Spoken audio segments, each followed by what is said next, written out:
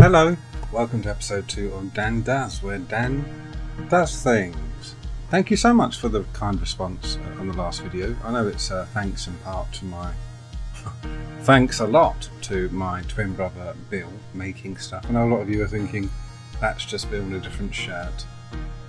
No, it's not. We are twins, here's the proof.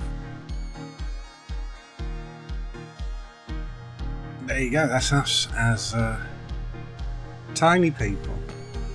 Tiny people. Anyway, this is the second video in the Isaac series. And the Hollow. It's one of the bosses. If you're a Binding of Isaac fan, you should know. God damn you with the drilling out there. Do you hear that? Anyway, this is the video. Alright, episode 2.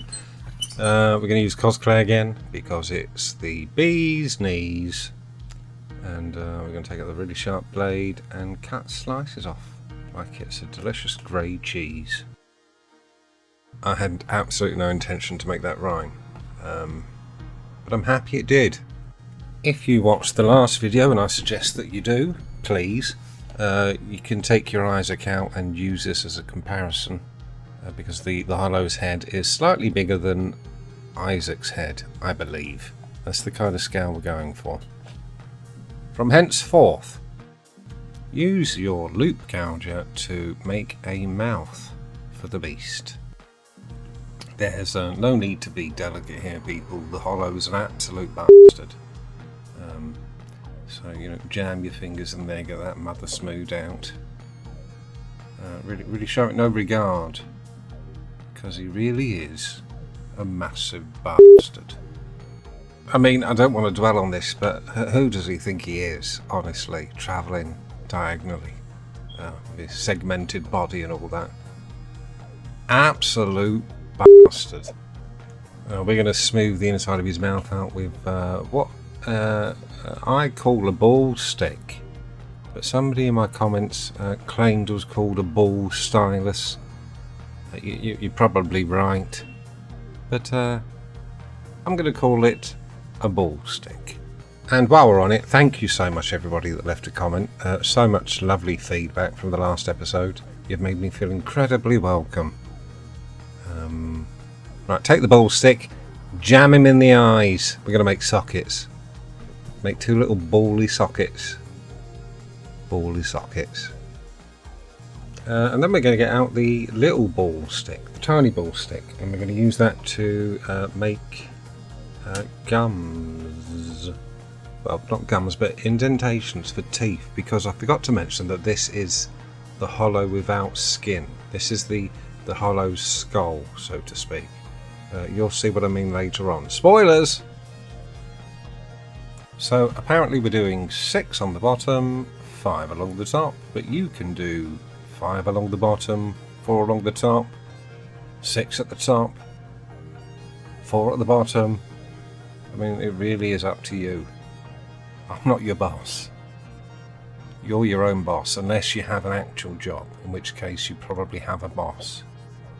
And you should do everything they say, unless the job's shit, in which case leave. Unless you need the money, then stay and do everything your boss says. Get out your pointy, silicone-y, rubbery thingy and add some texture to it. Some grooves along the edge of the mouth, along the gums there. Just smooth it out a bit. Because although we won't see much of it, we'll all feel better knowing that it's smooth in there. I'm using the same big push pins that I used for the Isaac figure, but these are my last 2.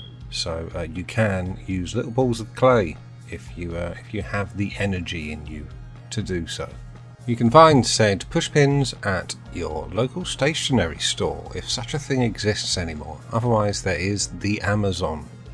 The Amazon is full of pushpins and lots of said crafting needs and accessories. You really should check out the Amazon. After a few final touches, we're going to give this thing an isopropyl alcohol sponge bath to get rid of any fingerprints or harsh edges.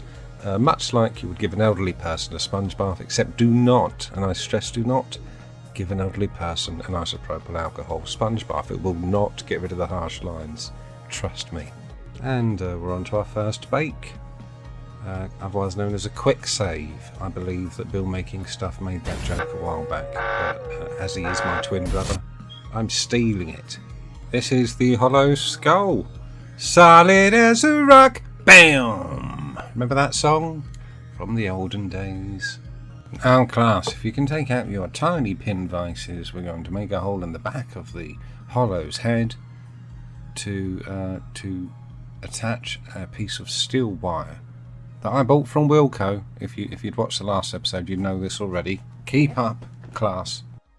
Mighty Zeus, hear my plea, grant me thy strength to use this little pin vise, because it is quite small, and all the power is from your hands and your forearms. Popeye, where are you when we need you? After a quick Google, I've just found out that Popeye was created in 1929, so he's likely dead. If not dead, incredibly old, but if you are dead, Popeye, my deepest sympathies go out to your family. And you can sit this one out, big fella. So this is the aforementioned steel wire that I purchased from the British shop Wilco. I'm cutting it to size with some snippities. Snippety snips. I don't know what they are. Tiny scissors. Tiny snub-nosed scissors. Snub-nosed scissors. That's what they are. I think. I mean, there's probably a better name. Anyway, cutting that wire to size, and that will be the spine of our beast. Held into the skull, obviously by the cheapest possible super glue you can find. Please, the cheaper the better. Now, with this steel armature, we're going for a coiled snake pose, as if the hollow is ready to pounce, but preferably just so the thing will stand up on its own. If you can achieve that, congratulations. It's time to flesh this hollow out, as ironic as that phrase is, because he's hollow, but that may just be his soul. Anyway, using more Cosclay, I'm going to layer flesh onto his face, just to plump him up a bit, give him a bit of meat there, all around the cheeks, but just basically anywhere apart from the mouth. You want to leave a bit of gum showing for later on, you'll see why. And then with the tiny ball stick, we're going to give some definition, some bags around the eyes, mainly the eyes, a few sort of wrinkles, crow's feet. This guy's seen better days. Use the pointy silicone rubbery thing to give that a bit more of a smoother edge. And I'm going to just take this opportunity now to just let you know about the occasional beep you may hear in the background, the occasional beep.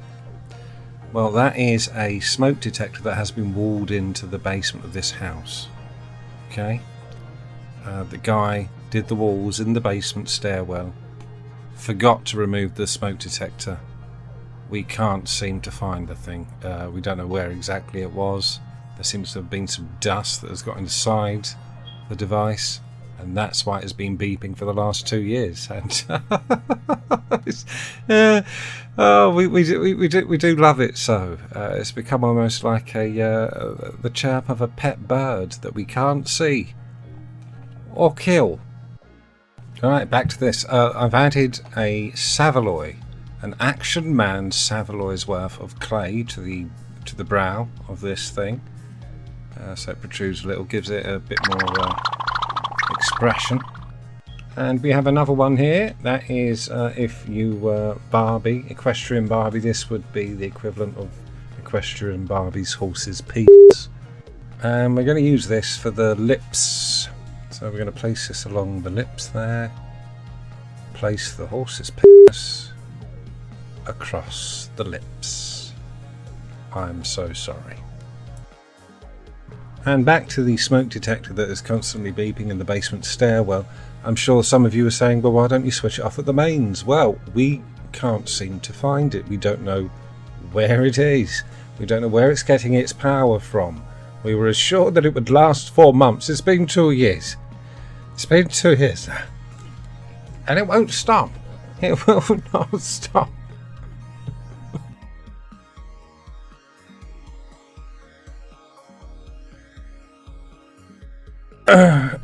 Anyway, so I'm adding the bottom lip in here, blending that in, adding a few creases and cracks along the lips with the wedgy rubbery silicone thingy, and with the pointy silicone rubbery thingy, getting it nice and detailed there, nice chapped lips. Could do with a bit of a lip balm, but we're not going to give it to him because he's evil. You want to roll yourself a couple of chipolata sausages, the delicious chipolata sausages there, and we're going to use those as the jowls underneath the bottom lip there, to really emphasise the gurning of the creature. Now, some of you may hear the words I use, such as gurn, and think, well, I'm not sure if it's apt. Well, you know, I'll tell you the truth. I'm not sure if it's apt either, but I did just Google it, and the definition of gurn is to pull a grotesque face. And, well, that's what he's doing. People often say to me, Dan, where do you get these fancy words from? And, you know, I tell them the truth. I often make them up and hope for the best. And luckily it's worked out for me so far. Now I'm going to use this homemade texture tool, which is basically a lump of clay on the end of an old paintbrush. And I've used one of those ball sticks to press divots into it before baking, and then just rubbing it all over this thing's head. I have a few different sizes. Start with the largest, end with the smallest, just to give it a bit of definition, a bit of texture there. We don't want flat surfaces. We do not want flat surfaces, or not on this thing anyway. Time for a quick isopropyl alcohol rub, and then we're going to bake it for our second quick save of this build. There he is. We're not going to be damaging that head at all because it is solid, rock hard. Now, a lot of you may have noticed that a lot of these crafting, sculpting YouTube videos and channels do a lot of very clever camera trickery. Well, I'm going to give it a go now. With just a bit of sleight of hand, I'm going to turn these lumps of Cosclay into segmented body pieces. Absolutely seamless, I'm sure you'll agree. It's not as hard as it looks to make YouTube magic. That's enough fun. We didn't come here for fun. Onto the Super Sculpey Bacon Bond, which I'm going to use to cover the wire. The wire armature, ready to attach the segmented balls to the hollow. It may be easier to add the bacon bond to each segment as it goes on. So you're going to thread the balls starting from the largest balls of Cosclay to the smallest. Thread them onto that wire like a deconstructed abacus of days of yore. And you may notice that I'm doing this incredibly fast. This is not camera trickery. This is the speed I usually work at. Inhumanly fast. I tend to slow it down just so you lot can keep up, as I'm sure you do. You're a great bunch, truly you are. Thank you very much for watching. Don't forget to subscribe. Also, I've just googled what it is that YouTubers should stress in every video, and apparently turning on that notification bell is of great benefit to me. I don't really understand why, but if you could do it, I'll be over the moon. Over the moon and far away. That means I'm happy. Thank you.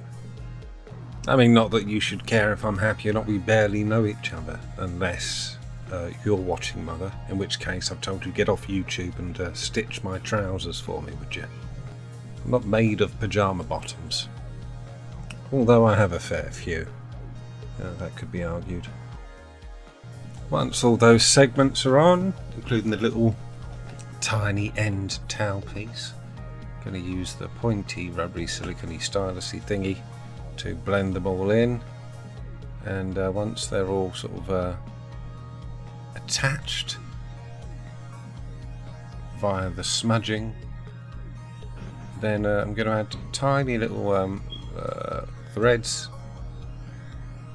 along the creases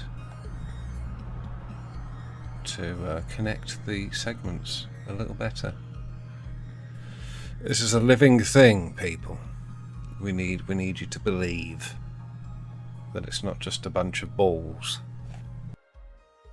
Now I tried to position these little slivers of clay on the underside of where the wormy creature is bending, where there would be folds. I've done that all the way along the segments there, all the way to the towel. And this is partly why I chose the hollow to do for my second video, because it is such a rudimentary, simple design that we can have a lot of fun with it, which is what I tried to do. I tried to make things semi-realistic, take something that looks wholly unrealistic and make it as realistic as possible. I mean, it doesn't look real, but it looks more real. And here are the beloved texture tools ready to finish this off. This will be the last of the sculpt process, I believe, using the more largely porous tool, and then the slightly less porous tool, and then this other tool that is just kind of rough, very rough texture. I got that by rubbing it on something. Don't ask me what. But look around, there are textures everywhere in the universe, people. Next we get out the wedge, rubbery, silicone-y wedge tool thingy, and we're going to put a couple of nicks and dents in him because he's a bit of a ruffian. This hollow, he's got into a scrap or two, a few little scars here and there, and then we're going to take it this terrifying pointy needly thing. We're going to call this Terror Needle, and poke some holes in him. Just all these little bits of texture will really pay off in the end. And then we're going to bake. There he is, solid, mate. I'm going to take this opportunity to add a link, if I can do such a thing, in the corner to Crafsman, the crafting colossus. That is Crafsman, who did a video the other day on Cosclay and all of its benefits and qualities and usages, and he did it much better than I ever could, and I bloody love him, so give that a watch. Right, I sanded the bottom of him, ready to add a little wooden disc base, and I'm going to be using 2 points of contact for strength. 2 points is better than 1, my old grandma used to say. She spoke a lot of gibberish on her deathbed, granted. Using a portable metal beak, going to make the rods for the 2 points of contact, and using the cheapo super glue, connect them to the base. Jobs are good, isn't it? When the rods are attached to the bottom of the hollow, I use those rods to press indentations into the wooden disc, and we can use those indentations to drill holes. And once that's attached, that's pretty much the building stage of this, or for the basic body of the beast done. It's been overly long, in my opinion. Do let me know in the comments if it's been overly long for you, because there's still a bit to go. And if you'd like shorter tutorials, if you can call this a tutorial, then I will absolutely try my best to do so. But I'm still getting used to this YouTube business, this old YouTube game. I'm late to the party, and while the regulars are sitting down, finishing their drinks, chatting peacefully with their potential lifelong friends that they've made that evening, I'm there dancing in the middle of the room with a t-shirt pulled over my head, going oi oi! Sorry, that was quite loud, but that's just how annoying I am at parties. It's either that or crying.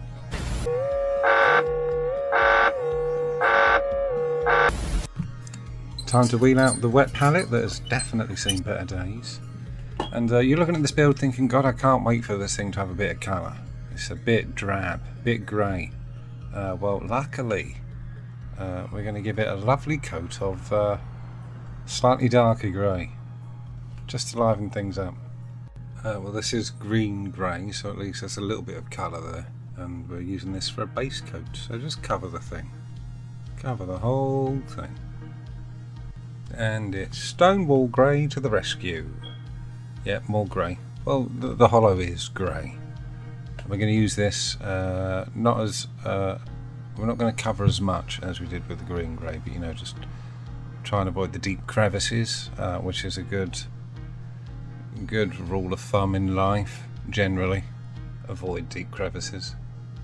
I've mixed the green grey and the Stonewall Grey on the palette, and I'm working my way up from a darker shade to a lighter shade. And as we get lighter, we add less paint. I'm sure you already know this. Now, I found this makeup brush in the pound shop, and it's full of what appears to be magic dust. Not the drug, but actual dust handed out periodically by fairies, which is absolute bargain for £1. I'm using this to dry brush with the lightest possible grey that is in the palette there. We don't want much paint on the brush. We want very little paint and a very light dusting across the model.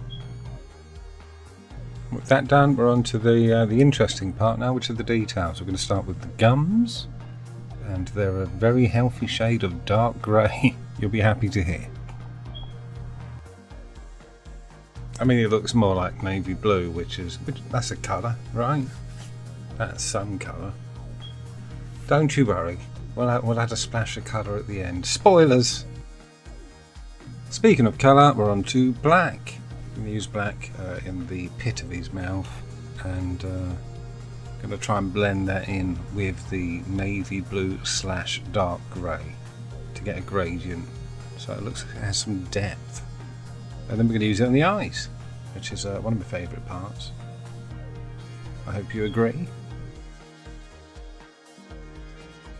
Oh, he's quite a cute little fella, really.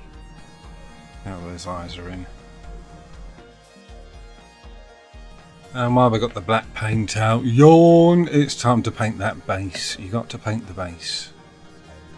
But it is boring. Boring. Am I right?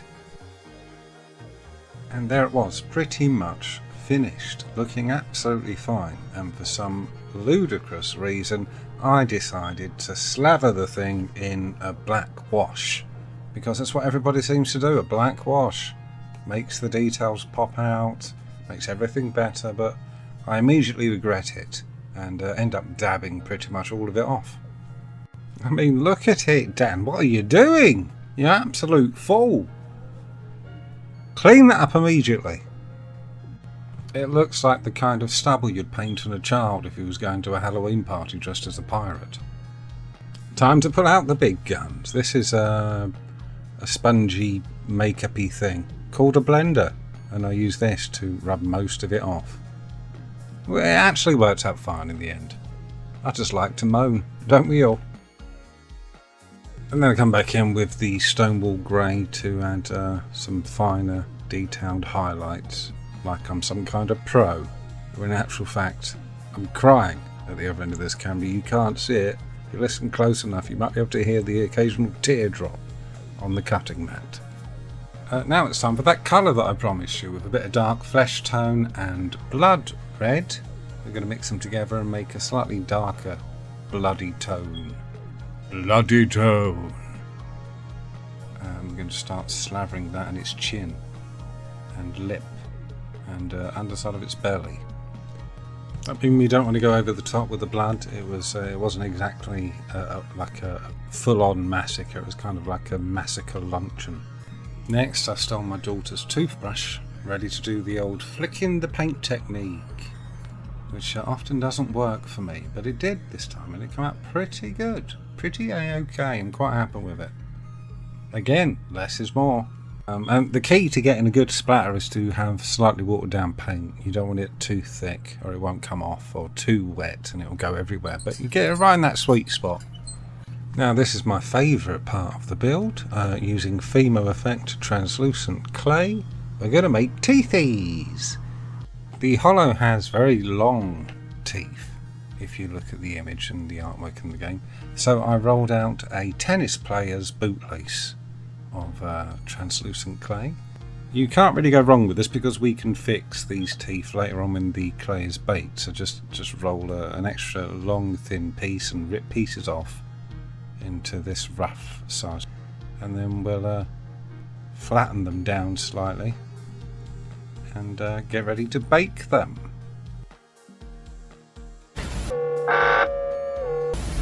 This can be a little bit fiddly, but while they're still warm, bend them slightly into banana shapes if you can, and hopefully they'll retain some of that shape, but if not, it's fine. You won't really notice. Knock that peach schnapps back and then slam the shot glass down on the table. We're going to use this to store as a receptacle for our cheap super glue. Take out your stabby pincer and your art shiv, and we're going to get to work on this hollows bridge work.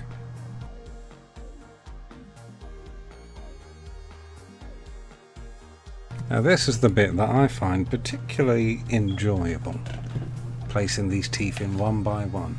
Some of you might find it tedious, I don't, I love it. So we're going to put them all in. They're going to seem a bit flimsy, but we'll remedy that later on. Spoilers! Has this whole randomly shouting out spoilers bit run its course? I'm starting to think it has. Please, let me know in the comments. Now that's a great set of gnashes. I mean, I'm not a trained orthodontist, but it's not that hard really, is it? I mean, what are they getting big bucks for? Now, you may have some teeth spare lying about. Now, don't chuck these away. We keep these teeth. I mean, every house should have a tooth box. I know that I do. And if you don't have a tooth box, I highly recommend that you get one.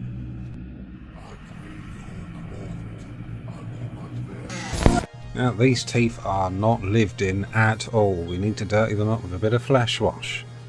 An initial coat of flesh wash, and because it's not quite dirty enough, add a bit of umber wash at the base of the teeth. Now it's time for some UV resin. Hard. We're going to use this to lock those teeth in at the base and to glossy up the eyes. Because everyone in the Binding of Isaac world is close to tears, if not crying. This is my portable UV device, otherwise known as a torch. Using this on the eyes and the teeth before we move on. For safety reasons. Now, when I say safety reasons, I don't mean that the UV resin will in some way murder you. But you should always have a window open, be in a well-ventilated space. I feel like I should stress this because I've had plenty of headaches in this hobby. And I don't just mean the stress, am I right? Now, this is floral wire, very, very thin wire. This is a brand new technique that I'm quite proud of. I'm going to snip a little bit of this off, use some UV resin to attach it to the hollow's bottom lip.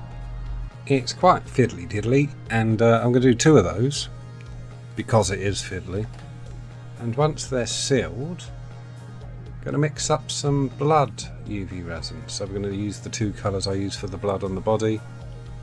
Mix that in with some resin, and we're going to have a bit of fun. These little bits of floral wire are going to be used to make drips. So to do this, you have to keep coating it and then drying it with the UV lamp or torch or whatever it is you've got, and then add a little bit more, but add it at the bottom of the drip so it kind of pulls in a bead, if you know what I mean. Keep doing this over and over again until you've got the effect you're after. Also, slapped a little bit on its lips, on its teeth, and on the underside of its chin. And with all that done, I think it's safe to say that the hollow is finished. Here are the rotating shots. Please enjoy and hang around at the end for a summary.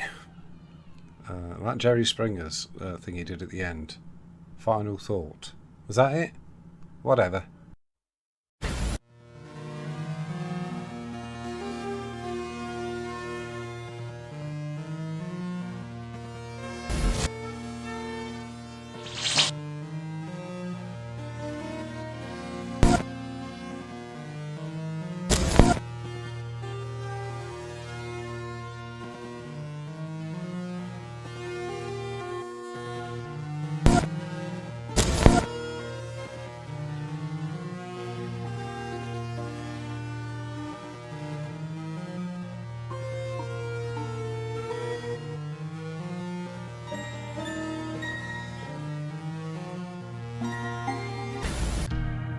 there you go, that's the hollow. Here he is. Quite like him. Quite like him. Now, if you want to see more Isaac builds, then that drill outside. Goddamn drill. I'm having to do this with the windows shut on a very hot day. I don't usually look this slick. And I don't mean cold, I mean moistened with sweat. Thank you very much for watching. If you want more Binding of Isaac builds, then let me know. Otherwise, I'll move on to something else. There's plenty of other things that we can try. But thank you for watching, and thank you for making me feel so welcome on the YouTube.